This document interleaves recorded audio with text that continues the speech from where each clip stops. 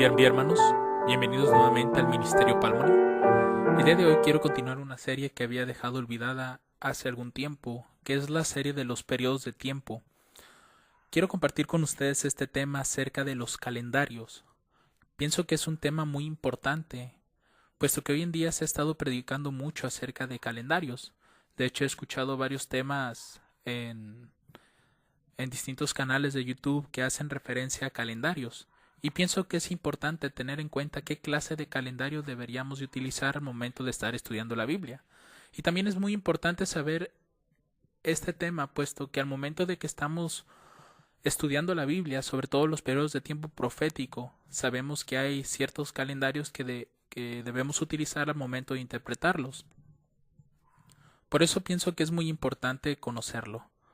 Así que el propósito de este tema es conocer los calendarios que hay y cómo se utilizan dentro de la Biblia. Así que antes de comenzar les invito a que me acompañen a realizar una oración para que el Espíritu de Dios nos acompañe en este estudio. Vamos a orar. Padre Celestial, gracias te damos por la oportunidad que nos das este día de poder estudiar tu palabra.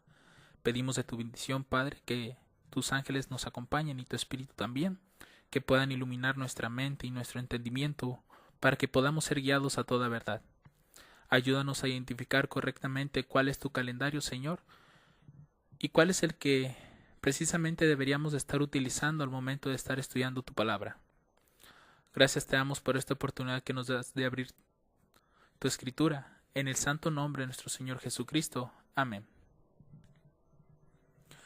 Bueno, aquí les hago una pregunta. ¿Qué calendario utilizaremos para las profecías de tiempo? Sabemos que la Biblia nos muestra distintas profecías utilizando el tiempo.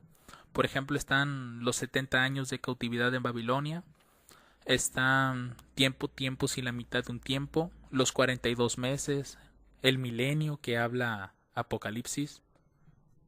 También encontramos los 1260 días o 1290 o 1335, los 120 años de que estaba predicando Noé.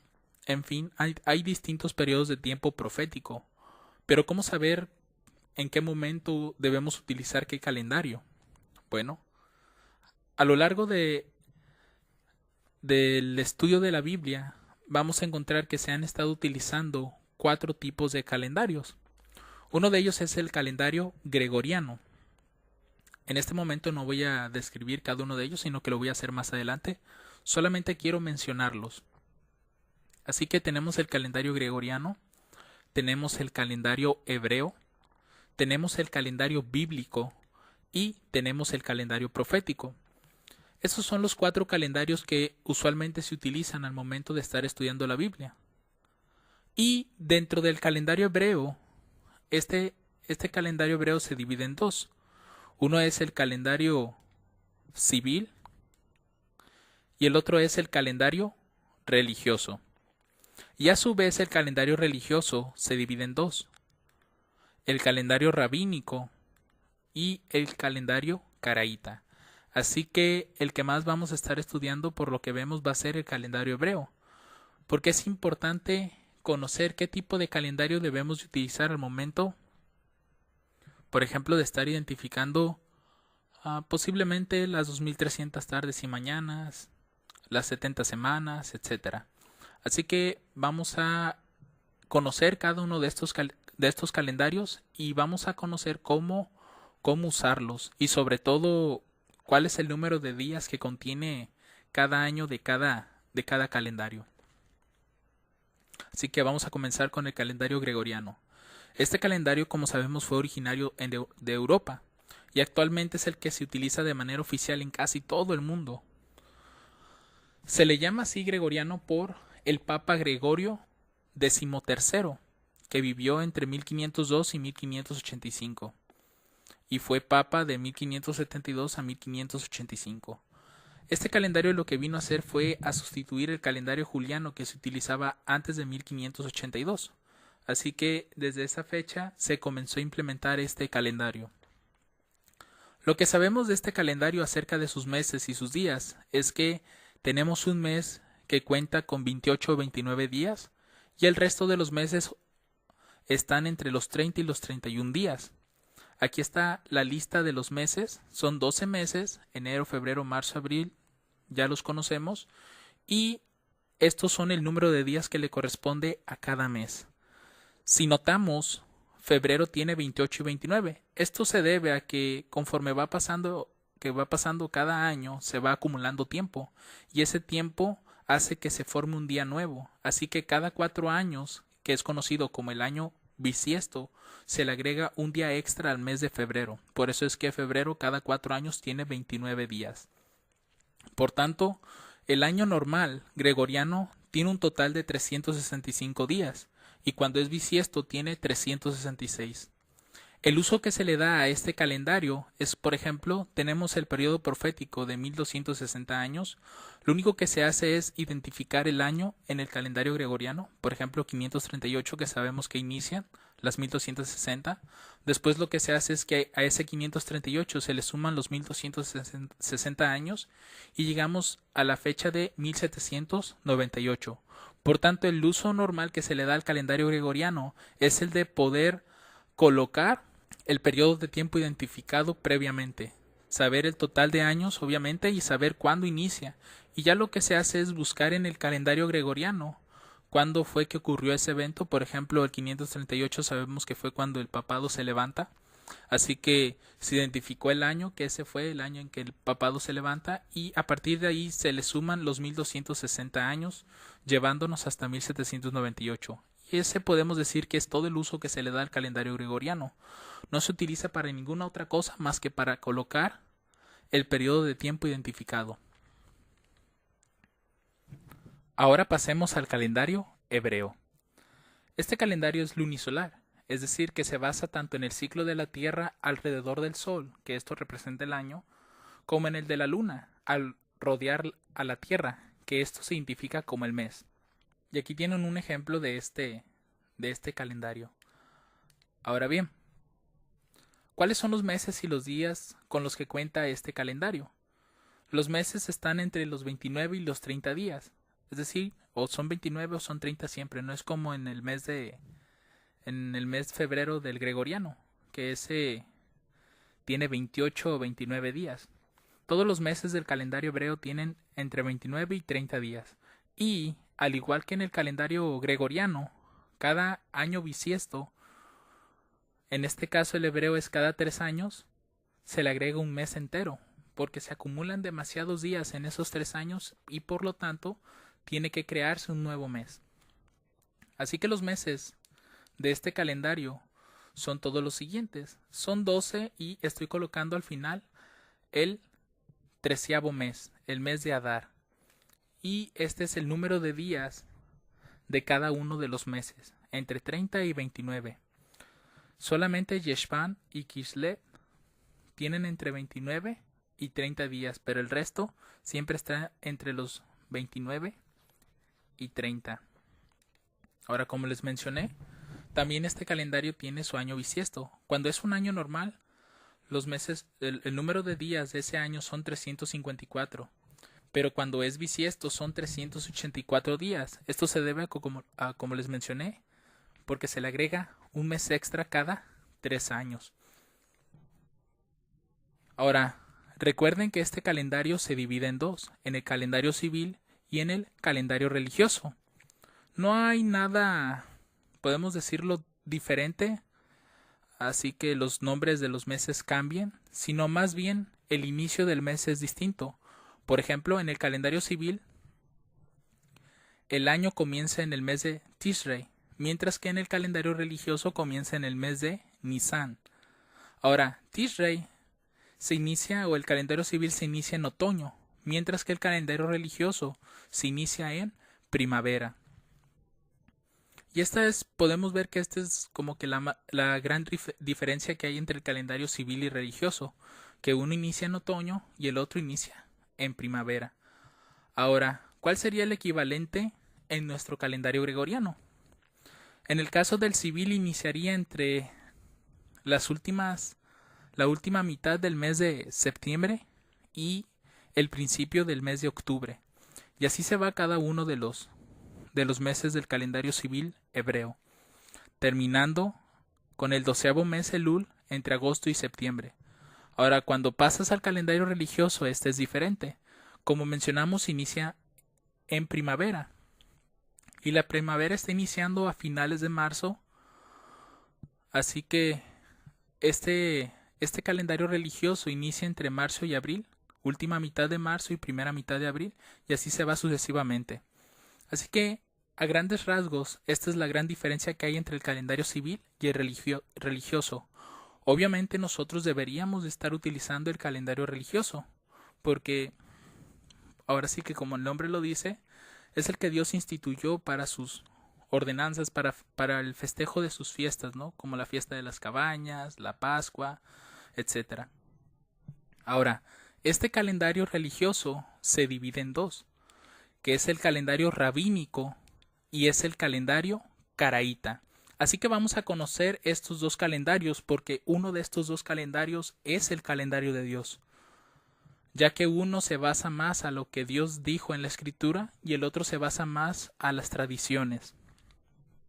Así que vamos a conocer primeramente a los rabínicos.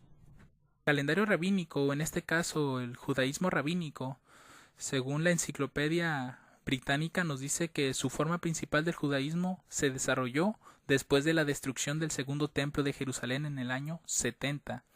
Se originó de las enseñanzas de los rabinos fariseos, se basó en la literatura legal y comentada en el Talmud, y estableció un modo de adoración y una disciplina de vida que debían ser practicados por los judíos de todo el mundo hasta los tiempos modernos. Esto es en cuanto al rabínico. Ahora, ¿quiénes son los caraítas? También la enciclopedia británica nos dice, los caraítas, una secta fundada en el siglo VIII, se negaron, con algunas excepciones, a reconocer el calendario fijado normativamente y reintrodujeron la observación de la luna nueva. Los años bisiestos se determinaron mediante la observación de la maduración de la cosecha de cebada en Palestina. En consecuencia, noten esto, los caraítas a menudo celebraron las fiestas en fechas distintas a las fijadas por los rabinos, que son el grupo que leímos en la diapositiva anterior. Quiere decir que hay una diferencia muy notable entre los rabínicos y los caraítas. Y esto es que en algunas ocasiones, o a menudo como menciona la cita, las fiestas las celebraban en fechas distintas. Dice aquí, más tarde en la época medieval los caraítas adoptaron algunas de las prácticas calendáricas normativas al tiempo que rechazaron otras. Y esto es muy interesante, porque desde este momento nos está diciendo cuál de los dos calendarios es el calendario de Dios. Ahora, la diferencia entre el calendario rabínico y el calendario caraíta es el siguiente. Cuando nosotros lo comparamos, prácticamente ambos inician en el mismo mes, en el mes de Nisan, que es entre marzo y abril, como se mencionó al principio. Pero la diferencia más grande es que los rabínicos, el mes de Nisan, lo inician con el equinoccio de primavera, que este equinoccio, bueno, en el calendario gregoriano, está entre lo que es el 19 de marzo y el 21 o 22 de marzo. Digo 19 porque estuve investigando un poco los años anteriores y me di cuenta que en uno de los años el equinoccio fue en un 19. Cuando investigué, por ejemplo, cuándo era el equinoccio de primavera en el calendario gregoriano, encontré que era entre el 20, 21 o 22. Pero sucede que hubo un año que fue en el 19 de marzo.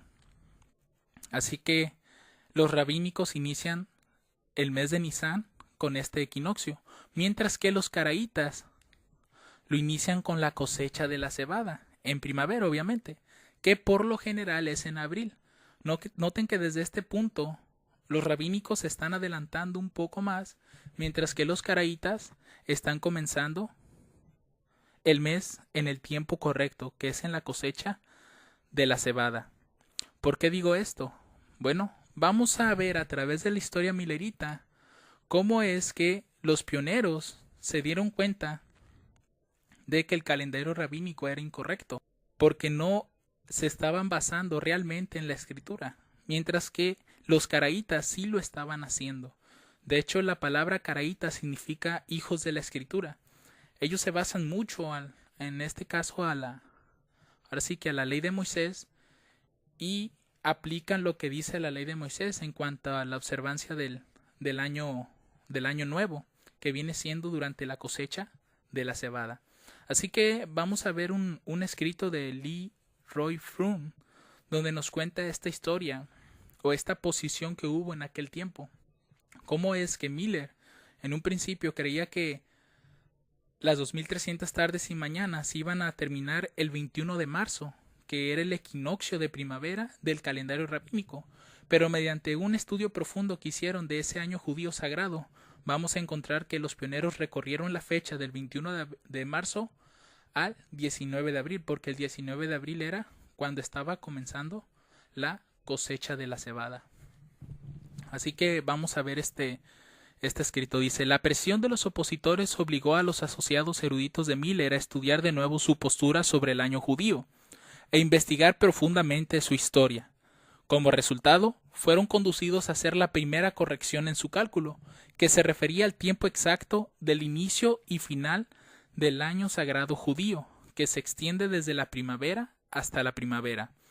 Así que desde este punto, Miller, previamente antes de que fuera 21 de marzo, él en sus estudios llegó a entender que las 2300 tardes y mañanas finalizarían en ese año judío, es decir, en 1843, que vendría a ser como el 21 de marzo. Así que, al haber establecido esta fecha, más adelante, como menciona ahí, los opositores hicieron que Miller y sus asociados comenzaran a reescudriñar ese punto, pero ahora con una profundidad más grande, para estudiar verdaderamente cuándo es que inicia el año sagrado judío. Porque a las 2300 tardes y mañanas ellos habían utilizado el calendario hebreo religioso para poder determinar en qué momento terminaban. Así que esto es lo que nos dice en esta primera parte. Ahora, continuando con el escrito, vamos a ver que dice Froom: ya desde abril, junio y diciembre de 1843 y luego en febrero de 1844, meses antes de que la fecha original de Miller expirase con la finalización del año judío 1843, en el equinoccio de primavera en 1844, sus asociados Sylvestre Bliss, Josias Leach, Joshua B. Himes, Nathaniel Apollos Hale y Nathan y otros llegaron a una conclusión definitiva. Esta fue que la solución de la profecía de Daniel depende de la forma judía antigua y original de tiempo lunisolar, y noten, y no del calendario judío rabínico moderno alterado. Por tanto, comenzaron a desplazar la fecha original de Miller para la conclusión de los 2300 años del equinoccio de marzo a la luna nueva de abril en 1844. Así que Miller y sus asociados comenzaron a recalcular, comenzaron a ver que el verdadero año judío no comenzaba en marzo, sino en abril, porque en abril se estaba dando la cosecha de la cebada. Desde este momento nosotros podemos observar que el calendario original o el calendario de Dios viene a ser el calendario caraíta y no el calendario rabínico. Pero vamos a continuar leyendo qué es lo que sigue diciendo Froom acerca de esta historia, porque es bastante interesante cómo es que los pioneros llegaron a esa conclusión. Así que dice: temprano en este periodo de investigación, un editorial en Signs of the Times, Señales de los Tiempos, declaró: actualmente hay una disputa entre los judíos rabínicos y los caraítas con respecto al tiempo correcto de comenzar el año. Los primeros judíos rabínicos están dispersos por todo el mundo y no pueden observar el tiempo de la maduración de esa cosecha en Judea. Noten que los rabínicos no pueden observar verdaderamente la maduración. Por tanto, desde este punto, ellos al establecer el inicio del año lo van a hacer de una manera incorrecta, porque no están para observar esa cosecha en Judea. Continúa diciendo: ellos, por tanto, regulan el inicio del año mediante cálculos astronómicos y comienzan con el primer día de la luna nueva más cercana al equinoccio de primavera, cuando el sol está en Aries. Los judíos caraítas, por el contrario, noten, todavía se adhieren a la letra de la ley de Moisés y comienzan con la luna nueva más cercana a la cosecha de la cebada en Judea, que es una luna más tarde que el año rabínico. Desde este punto también es como que el segundo testigo de que el calendario rabínico es incorrecto. Aquí nos dice claramente que los rabinos no se basaban a la palabra de Dios para establecer el año religioso, mientras que los caraítas sí lo hacían. Desde este punto podemos ver que el calendario que estaban creando los caraítas era el calendario de Dios, y es el calendario de Dios todavía. El año judío 1843 después de Cristo, como los caraítas lo calculan, de conformidad con la ley de Moisés, comenzó este año con la luna nueva del 29 de abril. Y el año judío 1844 se iniciará con la luna nueva en el próximo mes de abril, cuando 1843 y los 2300 días, según sus cálculos, expirarán.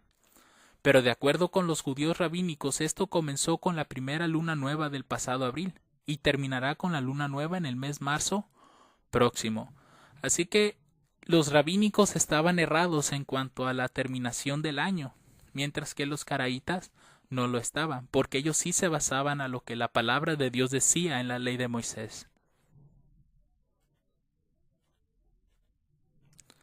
Siguen comentando, ellos por consiguiente calcularon que el último día del año judío 1843 cerraría con la puesta del sol del 18 de abril de 1844. Digamos que para nosotros el último día de nuestro año vendría a ser un 31 de diciembre. Es lo mismo que está pasando aquí. Para el judío el 18 de abril vendría a ser el último día. Dice, por lo tanto, el primer día del primer mes, que es el mes de Nisan, de 1844, verdadero tiempo judío, tendría como su equivalente civil el 19 de abril, es decir, en nuestro calendario gregoriano, aunque en realidad comienza con la puesta del sol del 18 de abril, por lo tanto debiera leerse entre 18 y 19 de abril. Así que Joshua B. Himes, escribiendo después del equinoccio de primavera en 1844, este equinoccio de primavera se está refiriendo después del 21 de marzo de 1844, declaró que el verdadero año judío 1843 aún no había expirado en realidad. Después de su inicio del año judío 1843, Miller expresó su opinión de que el Señor vendría en algún momento entre el 21 de marzo de 1843 y el 21 de marzo de 1844. Este tiempo ha transcurrido y estamos a pocos días después del tiempo en que él creía que los días podían extenderse. Aunque el año judío no ha caducado, sino que se extiende a la luna nueva en abril, tal como explicamos anteriormente. Sin embargo, nuestro tiempo será considerado por nuestros adversarios como si hubiera transcurrido. Así que ellos hicieron una corrección, corrigieron el 21 de marzo por el 19 de abril. Pero aún así menciona Himes que de todas maneras sus adversarios pensarían de que ellos se habían equivocado realmente. Pero hasta este punto nosotros podemos entender que verdaderamente el calendario que Dios estaba utilizando para que sus pioneros se expresaran las 2300 tardes y mañanas era el calendario caraíta y no el calendario rabínico. Esta corrección por los mileristas del principio del año sagrado judío fue hecha de manera deliberada y con entendimiento basándose en la estipulación mosaica original, a la que su atención se dirigió por la temprana contención caraíta de iniciar el verdadero año sagrado con la luna nueva de la cosecha de la cebada en Judea, que por lo general ocurre en abril. Esta fue la base para su designación de octubre como el mes séptimo, verdadero tiempo judío para el año sagrado judío. Así que, si llegáramos a utilizar el calendario rabínico para establecer las 2300 tardes y mañanas, llegaríamos a un mes incorrecto que viene siendo septiembre. Pero si utilizamos el calendario caraíta, sí vamos a llegar al 22 de octubre, porque el 22 de octubre vendría a ser el séptimo mes. Termina diciendo el verdadero tiempo judío para el año sagrado judío. Esto lo encuentran en The Prophetic Faith of Our Fathers, o La Fe Profética de Nuestros Padres, volumen 4, páginas 795 a las 797. Por lo tanto, no cabe duda de que el verdadero calendario que Dios estaba utilizando para guiar a los pioneros era el calendario caraíta y no el rabínico.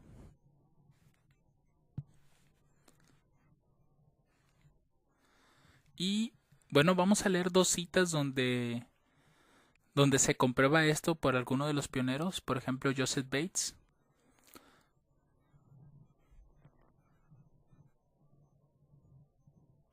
Y ahora voy a mencionar dos citas donde se expresa claramente que Miller en sus inicios y también los pioneros entendían que era el 21 de marzo de 1843. Y después lo cambiaron al 19 de abril.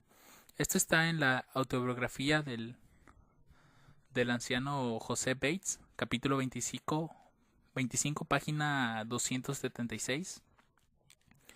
Dice, dado que el señor Miller siempre había declarado que el tiempo para la venida del Señor sería alrededor del año 1843, ahora estaba siendo presionado para que afirmara un punto en el tiempo de manera más definitiva. Entonces dijo que el Señor vendría en algún momento entre el 21 de marzo de 1843 y el 21 de marzo de 1844. Antes de que terminara ese memorable año, se programaron conferencias que serían presentadas por el hermano Miller, Himes y otros en las ciudades de Nueva York, Filadelfia, Baltimore y Washington, para reavivar y dar la última advertencia y, si fuera posible, despertar y advertir a los de la casa de César.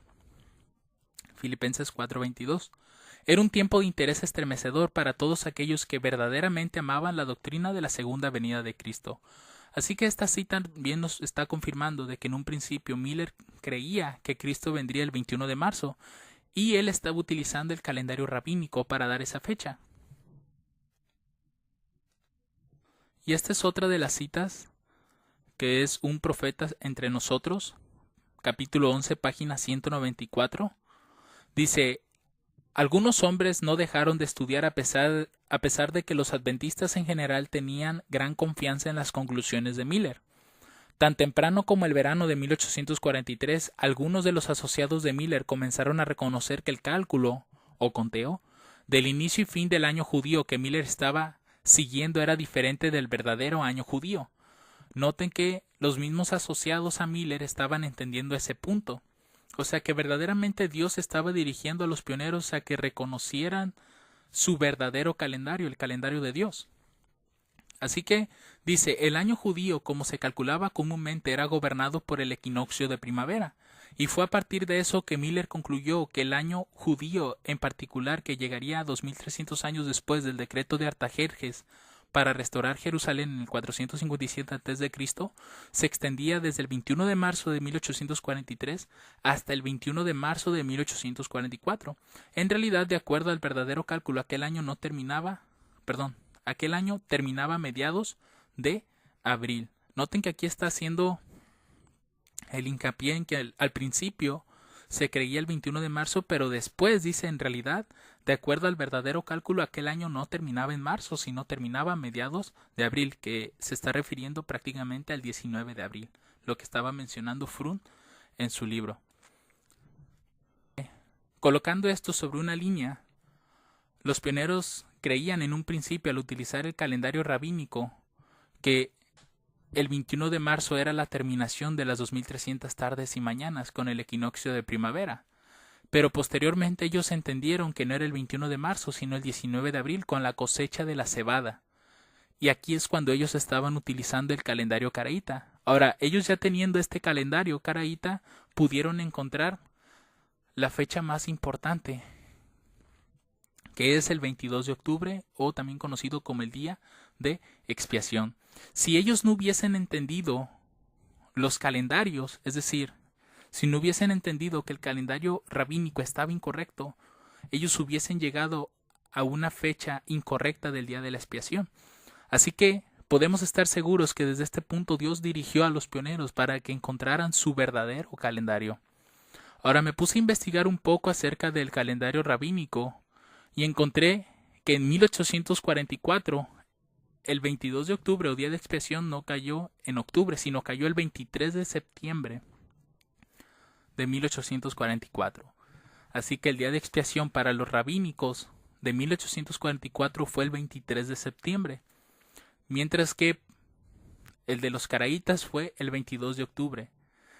Y si recordamos unas diapositivas atrás, encontramos en la enciclopedia británica que a menudo las fechas de las fiestas no coincidían entre el calendario rabínico y el calendario caraíta, porque el rabínico se adelantaba a las fechas y no utilizaba la ley de Moisés que fue dada por Dios para establecer el año judío.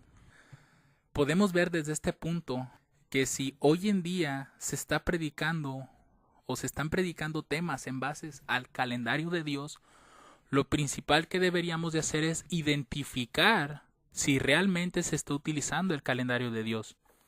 Y esto es sencillo. Aquella persona que esté predicando un mensaje en base a un calendario, obviamente lo va a hacer en el calendario hebreo. Hay que pedirle información sobre cuál es ese calendario hebreo que él está utilizando, si es el rabínico o si es el caraíta. Si es el rabínico, es muy fácil identificarlo. En internet hay demasiadas páginas donde te muestran el conteo del calendario rabínico. Y ustedes, al entrar en una, busquen la fecha de 1844. Si en 1844 el día de expiación no cae en octubre, tengan por seguro que el calendario que está utilizando aquella persona es el calendario incorrecto, no es el calendario de Dios. Por tanto, el mensaje que esté dando en base a un calendario es 100% incorrecto. No es un mensaje que esté basado realmente en el calendario de Dios. Pero si el calendario que Él les está dando llegan al 22 de octubre, ese es un calendario correcto. Así que de esta manera ustedes ya tienen una prueba suficiente para poder reconocer un calendario caraíta de un calendario rabínico.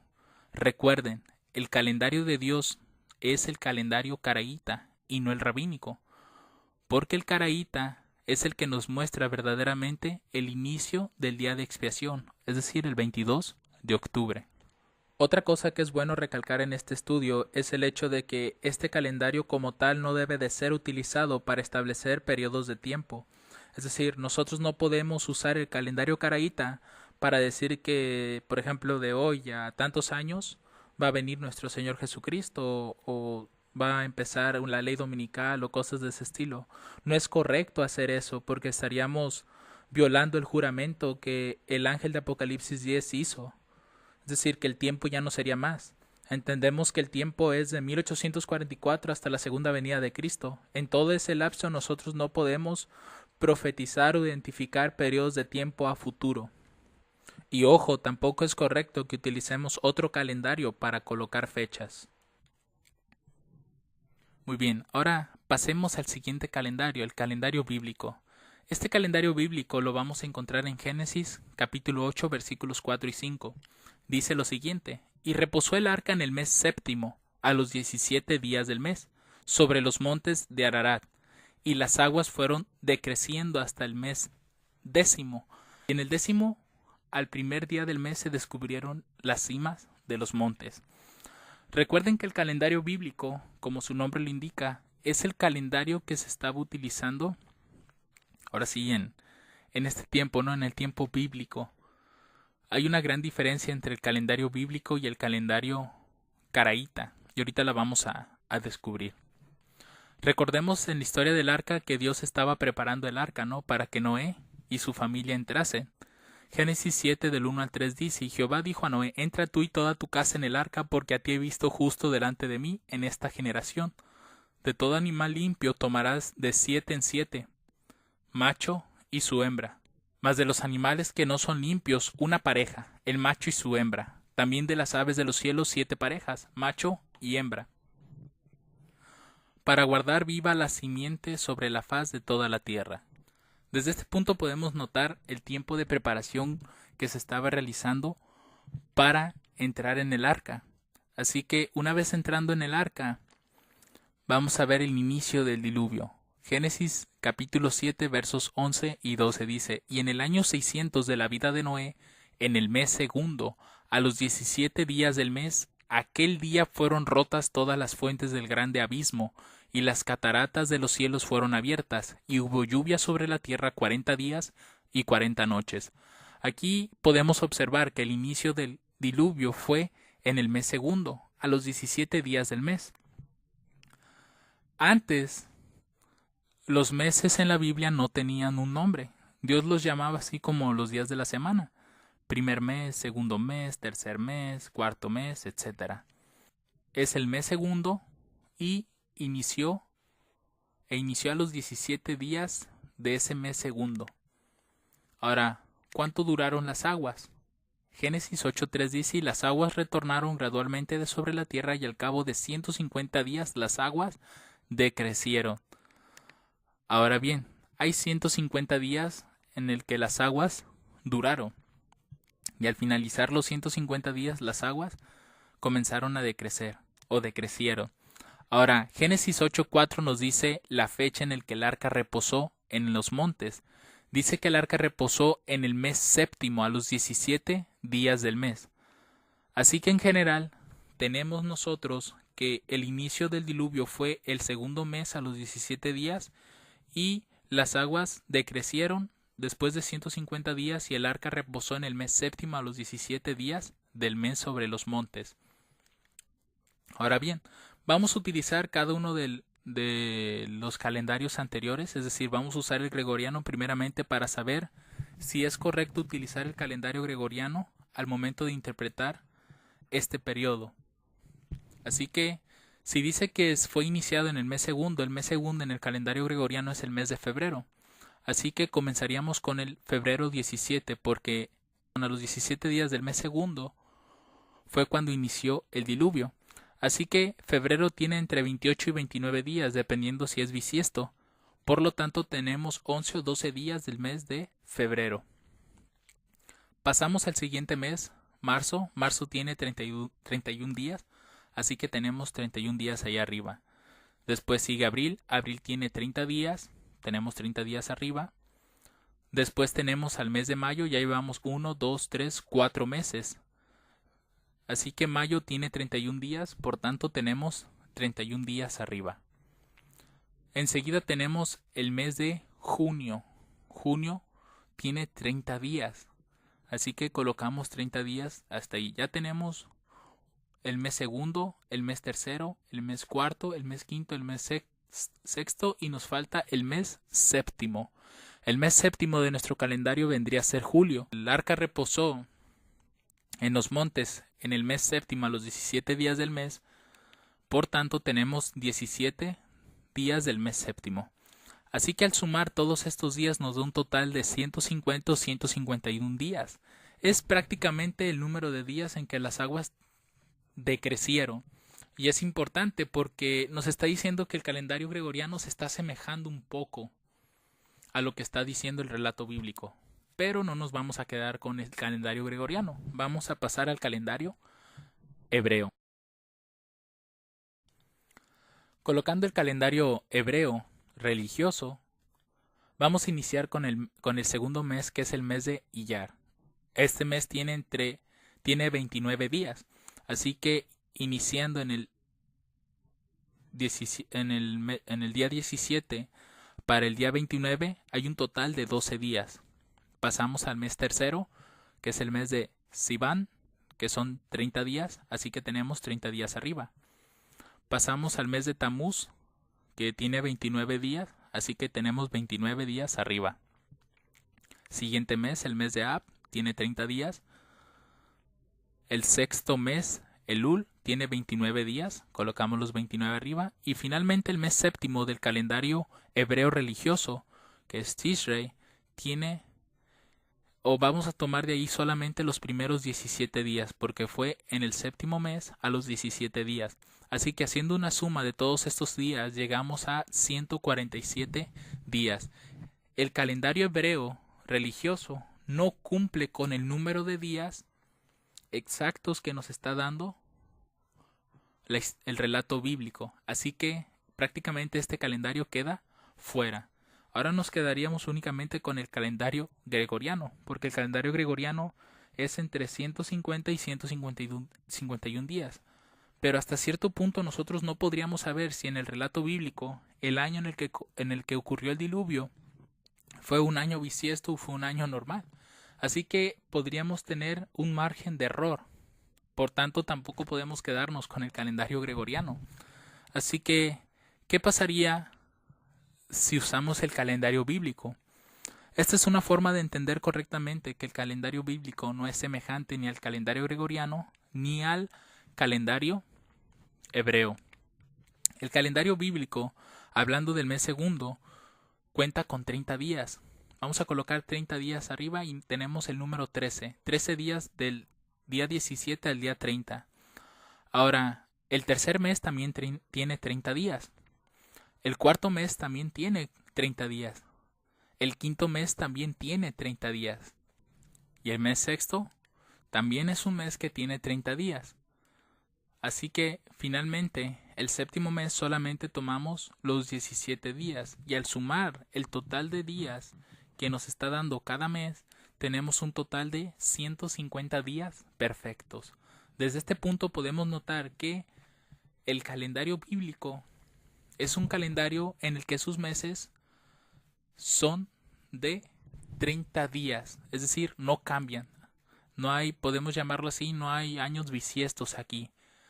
Cada mes del calendario bíblico cuenta con 30 días. Y es parecido, lo que he notado es que es muy parecido a los grados que tiene un círculo. Cuando nosotros vemos un círculo sabemos que tiene 360 grados. Ahora, cuando vemos lo que hace la Tierra alrededor del Sol, si pensáramos en que en un principio todo era perfecto, podemos ver que la Tierra posiblemente giraba alrededor del Sol a manera de un círculo, es decir, 360 grados. Por lo tanto, podemos entender que cada uno de los meses del calendario bíblico consta de 30 días. Y como es perfecto este calendario, no hay necesidad de agregarle un mes extra o agregar un día extra a cualquiera de sus meses. Porque estamos hablando que este calendario es, digámoslo así, antes de que el pecado degradara mucho a la tierra. Únicamente el año bíblico consta de 360 días. Y el uso que se le da a este calendario es para identificar los periodos de tiempo. Por ejemplo, tenemos una profecía de 42 meses. Al utilizar el calendario bíblico sabemos que esos 42 meses en realidad son 1260 días. Lo mismo ocurre con tiempos y la mitad de un tiempo, o con los 7 tiempos de Nabucodonosor. Sabemos que al multiplicar 30 días nos va a dar 1260. O un año bíblico tiene 360 días. Al hacer tiempos y la mitad de un tiempo encontraremos que también esto representa 1260 días. Y en cuanto a los 7 tiempos, también podemos encontrar que son 2520 días. Y al mismo tiempo nos ayuda a identificar en las historias los periodos. El calendario bíblico es usado para identificar los periodos de tiempo, para saber el total de días que tiene.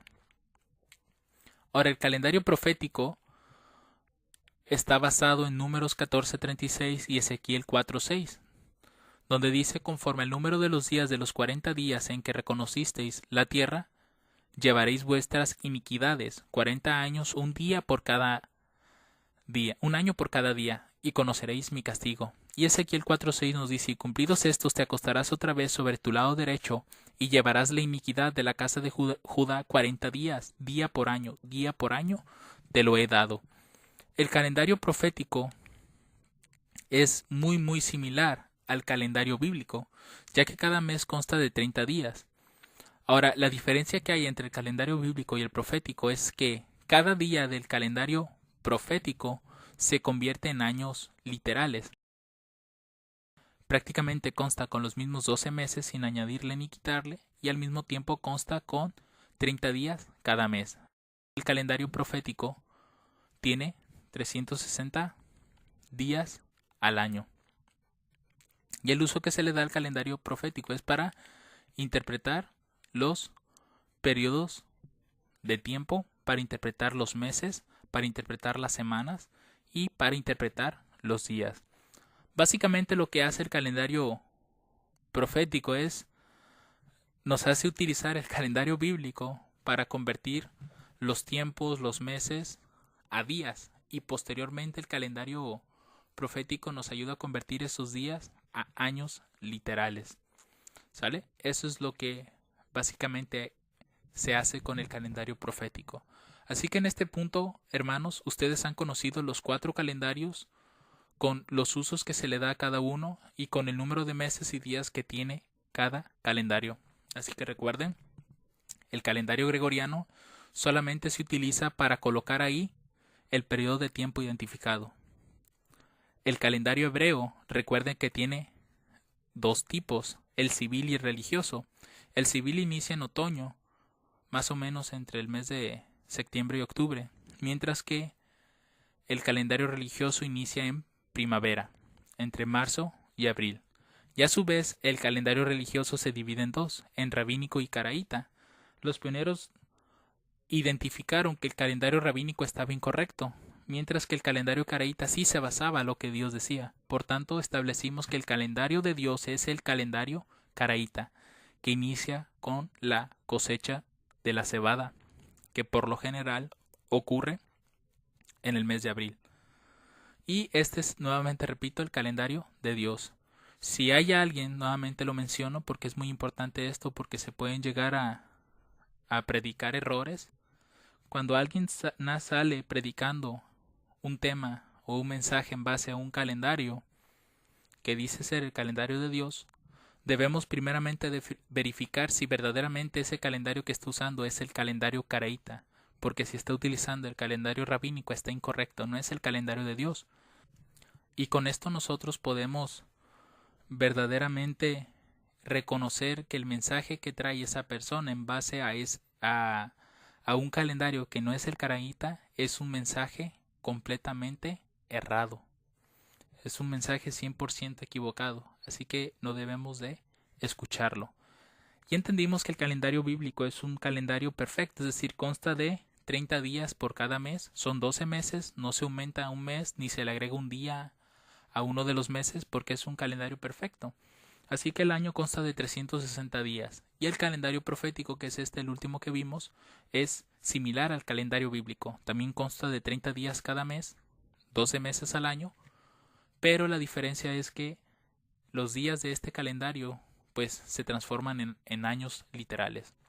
Espero que este tema, hermanos, sea de gran bendición para sus vidas, que realmente podamos aplicar esto que hemos aprendido y sepamos identificar cuál es el verdadero calendario de Dios.